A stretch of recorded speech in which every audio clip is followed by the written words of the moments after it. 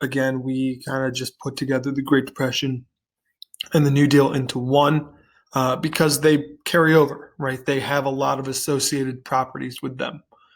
And so the New Deal, in essence, takes hold and takes form over the first three terms of Franklin Roosevelt's presidency from 1932 to 1941.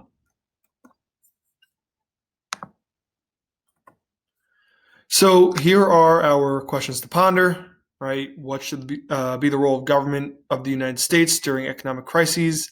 How did FDR's approach to the presidency differ from Hoover's approach?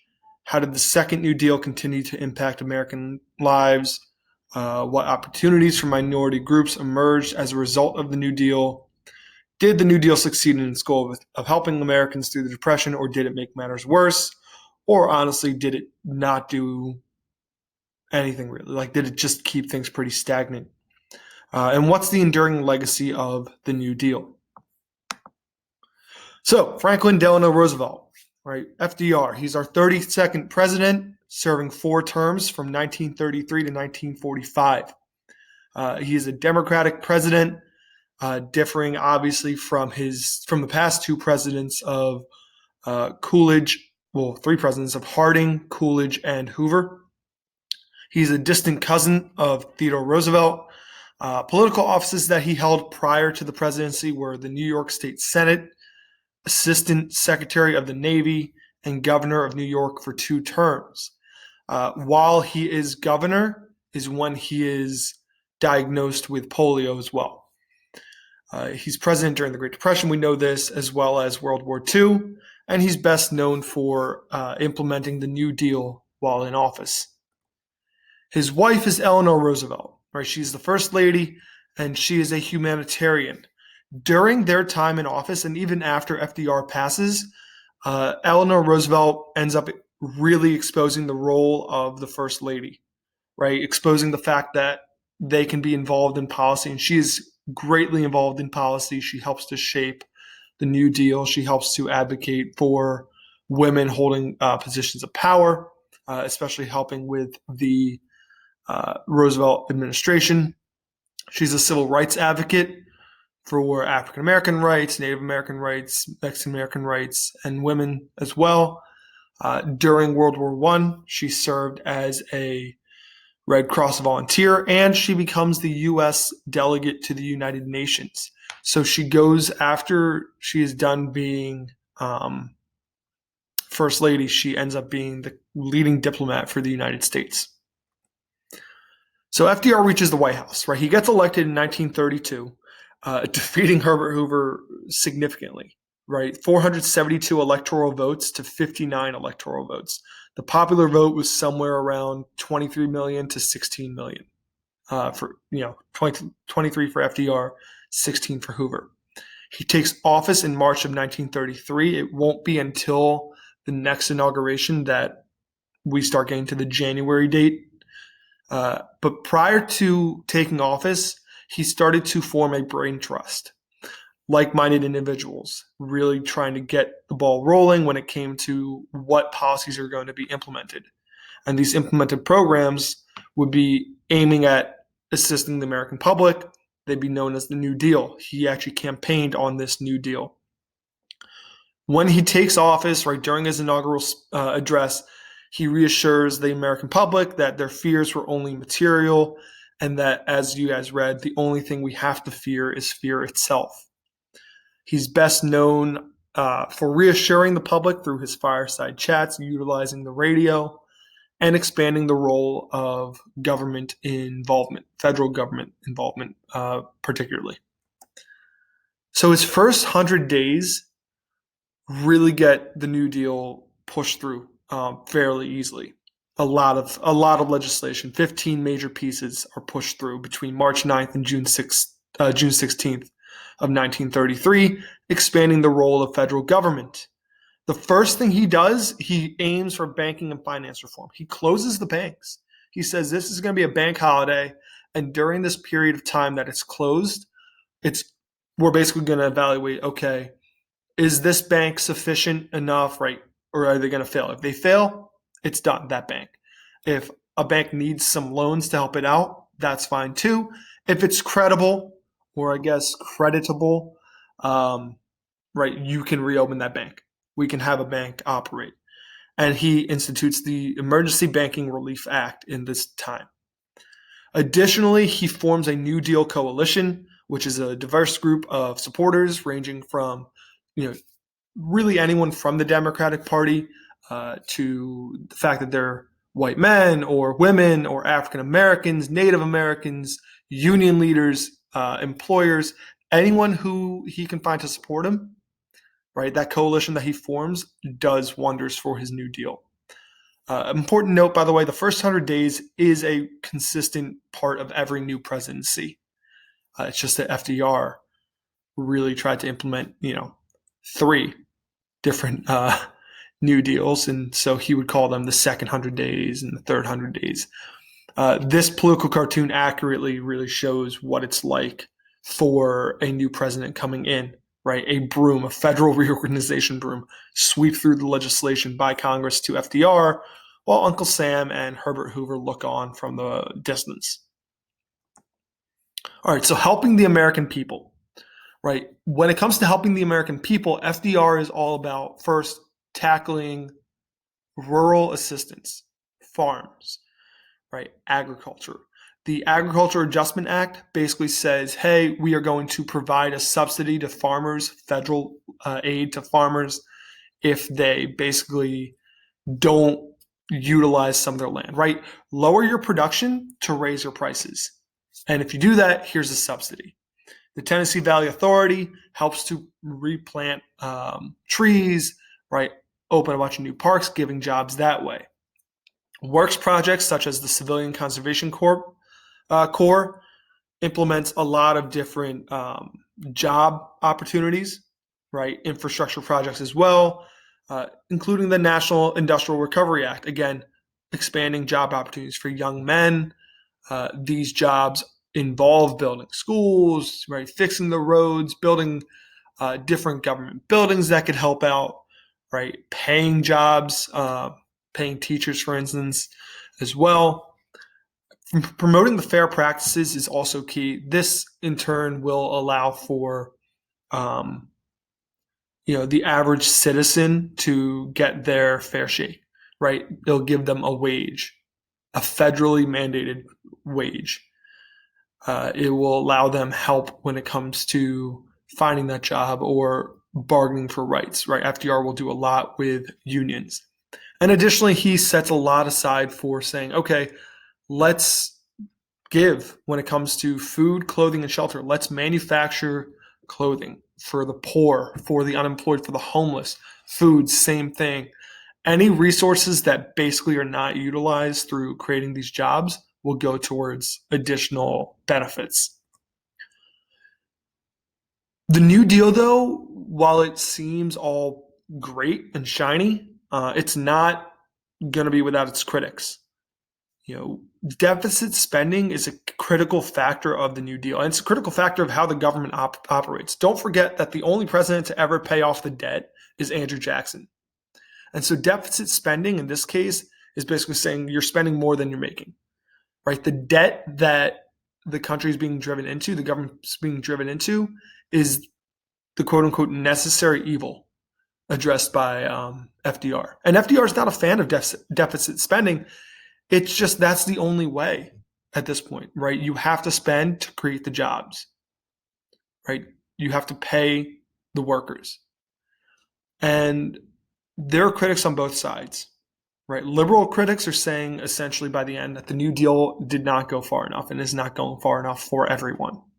Whereas the federal or the conservative critics are saying, look, the federal government is getting too much involvement and it's costing the government too much.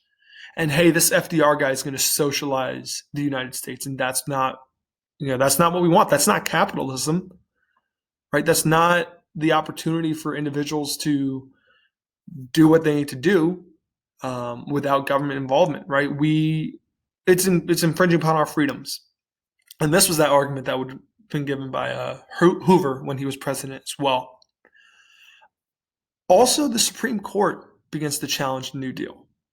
The Supreme Court strikes down the NIRA, basically saying, hey, this is unconstitutional because you cannot basically have federal overreach into legislative agenda, or executive overreach into legislative agenda, right? Same with the AAA. You can't impose a tax upon people for the benefit of, the program. So the Supreme Court is challenging FDR, and FDR is not keen on that. FDR, we see his legacy as, championing the New Deal, getting us through the Depression and World War II, right? Serving 4 terms is huge, and that does not, that doesn't shy away from, or in fact, it highlights his legacy. It highlights what he was able to do as a president. And he's still known, though, when we go into it, as someone who challenged the facets of the government and at times the checks and balances involved, right? He takes on the Supreme Court by saying in 1937, hey, here's a court reform bill. I want to pack the court, adding a justice for every sitting justice over the age of 70. So if you have, 6 Supreme Court justices, as this cartoon will show as well, 6 Supreme Court justices over the age of 70, great, now I can put in a new justice. And that justice will obviously be a Democratic justice, because all presidents will necessarily appoint and nominate a Supreme Court justice that is of their party and of their ideologies. And this is to prohibit the Supreme Court from hindering the New Deal's progress. Well, this would upset the balance of power. It would upset the balance of power so much so that, one, by flooding the Supreme Court with Democrats, first off, a Democratic majority is not a crime, right? It's fine to have. But you are sweeping out any sort of conservative voice. You are also saying the executive is dictating to the legislative how to basically run the judicial branch. It's going against the checks and balances of the government, of the Constitution. This cartoon here, FDR is pointing, Congress is here saying, he's pointing to the Supreme Court, that compass doesn't point the way I want it to go, change it now. Right? I'm the captain, change the court for how I want it. This Washington Post headline from February 6, 1937, also shows that Roosevelt asked for 6 new high court judges. And the fact that, it's going to provide a shakeup. Elders of Congress to pass on fate of elders of court. You're going to have the older members of Congress see this as a threat to them as well. And it doesn't get passed. So the second New Deal, this starts coming about during his first term. It's his second 100 days. Right? 1935 is still the first term for Roosevelt. And unemployment's still high. Production is still lagging, but he's going to continue to push for extensive reform. And Eleanor Roosevelt gets more involved now, right? She and her husband will both aim to protect and help the farmers, help minorities, extend relief through the Works Progress Administration, again, providing more jobs en masse, millions of jobs, and the National Youth Administration, which says, hey, let's get young men jobs. Let's get them involved so they can help out. The labor assistance aspect features the Wagner Act. And the Wagner Act basically stipulates that, the unions and the employers have to mediate. They have to negotiate. And that, you can't just, as an employer, say, okay, I can overcome this strike by bringing in scabs or people to work for cheap. Right now, workers can have a sit-down strike. The Fair Labor Standards Act provides the wages. It provides the fact that, okay, here are the laws for anyone who's 16 and under working. Okay, here's the fact that if you're under 18, you can't work in a factory. Right? It establishes these precedents that are still seen today. And it also and then the third part is Social Security. Right? Social Security, we know this today as basically an old people's pension. Right, or a disability pension. And part of that and how it works is, as someone who's working, you pay some of your, or you take a pay deduction, uh, and your employer also contributes to this pot, this big old national pot of money. And essentially, once you hit the age of 65, or if you're disabled, or if you're taking care of dependents and not working, you can collect Social Security. You can collect these benefits to serve as a retirement plan, along with the retirement plan that you probably already have, right? Your savings that you've already accumulated. This is great for this period of time because a lot of people aren't employed. And, at that point, though, people aren't living to the same age as they are now, right? I think now, the average age for men and women is somewhere in the mid to late 70s. And don't quote me on that, of course. You can fact check me on it whenever you want. However, at that point, right, men and women weren't living to the ages that they are now. And so it's provided some challenges. Changes and opportunities. So first and foremost, women have an expanded role. So not only have women now been able to vote, and now they're able to work, they are now having an increasing role in politics. Frances Perkins is the first female ever to be in an administration, in a cabinet.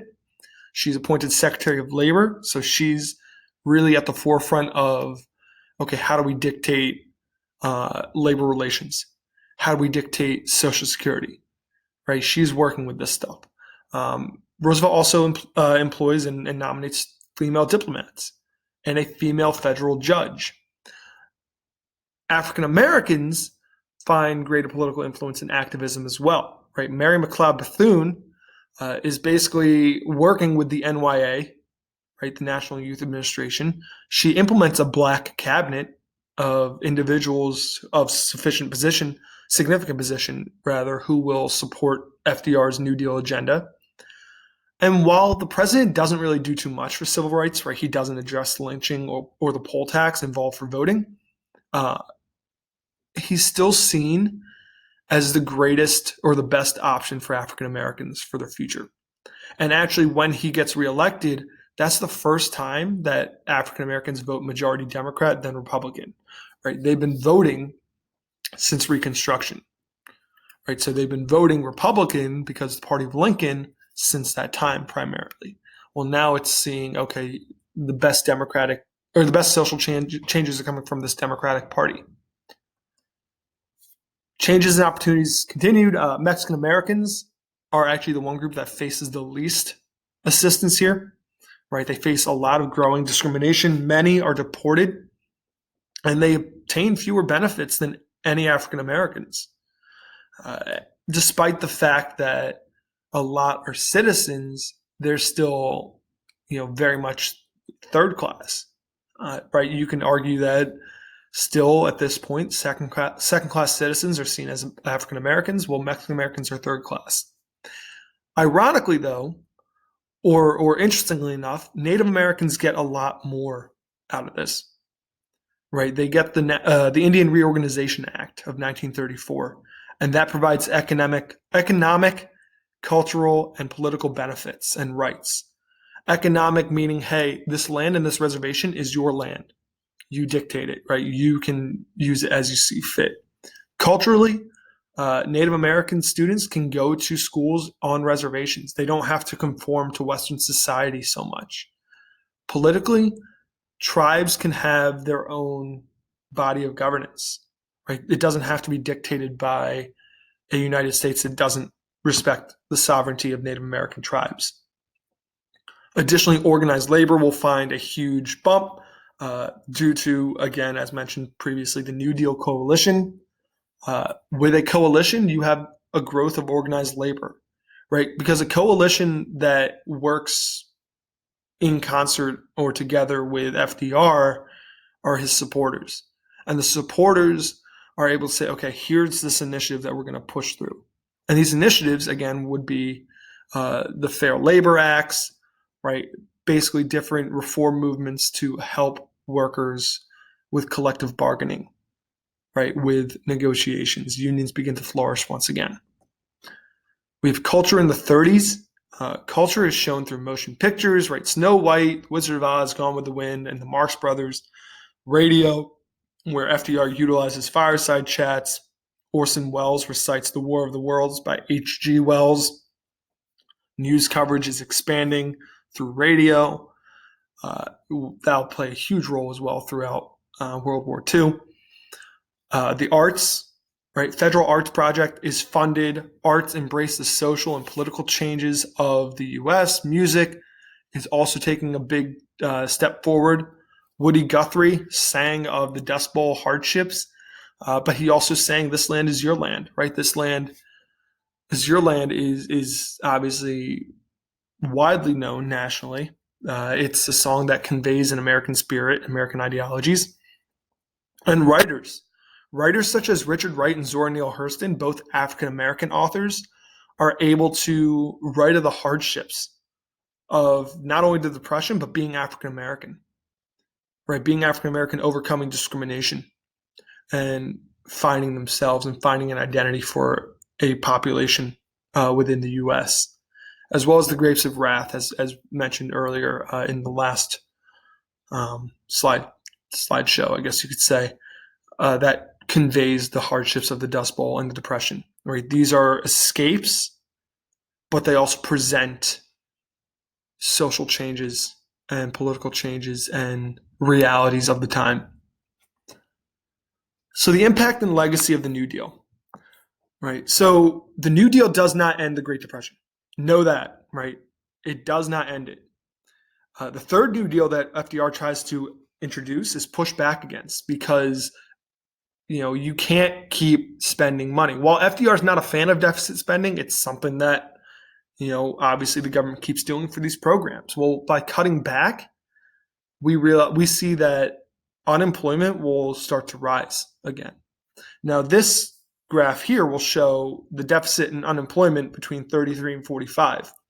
The deficit in billions and the unemployment numbers in millions. Now we see that by 45, unemployment is right around 1 million people, right? Changed from 13 from 1933. But if you look at it conversely, that's because the deficit has gone up significantly. Now, there's a rise here and there, right? The rise between that looks like 37 and 38, right, in unemployment. Well, that's because if you look at 37 to 38, the deficit begins to go down a bit, right? That's when they're cutting back. So when you cut back, unemployment goes up. But when you spend, unemployment goes down. And this time period is obviously World War II, which is why we see the greatest shift in lower unemployment numbers. So the enduring programs of the New Deal include stuff like the Securities and Exchange Commission, the SEC, which we all hear about every day when it involves the stock market. It monitors the stock market, right? It monitors the fact that you can't have insider trading, for instance. It prevents against that risk reward, right? The buying on margin, for instance. The FDIC, or the Federal Deposit Insurance Corporation, will reassure and insure individual accounts up to $250,000 in the bank. The National Labor Relations Board, again, is a mediator between unions and employers. Social Security, old age plus disability insurance program. Agricultural assistance presented parity prices, which help to basically keep farmers' income steady, right? The fact that, okay, we're going to say this crop goes for this much, this crop goes for this much, one farmer, one area should not supersede the other or fall behind the other. And environmental impacts. The CCC and the TVA both involved a significant amount of planting trees and, creating dams and involving new parks, right? New areas for people to get out. But also, again, employing people to do the jobs, thus lowering employment numbers and providing an income, whatever that income may have been. So there's a debate that obviously is over the New Deal, right? It changed the relationship between the federal and state governments. Federal government is providing states with a lot of aid. This aid increases from $217 million in 1932 to over $2 billion 3 years later. There's discontent over the growing role of government, right? It threatens the basic character of the nation. To what extent should the government have power or exercise its power and reach? However, others welcome it in the face of that laissez-faire policy by Hoover, right? The fact that there was the do-nothing mentality, that's what got us into the Depression. So the New Deal has brought about hope. It's brought about benefits and protections, but it's also changed significantly this relationship between the government and the citizens. And that's where the debate will keep going as time goes on.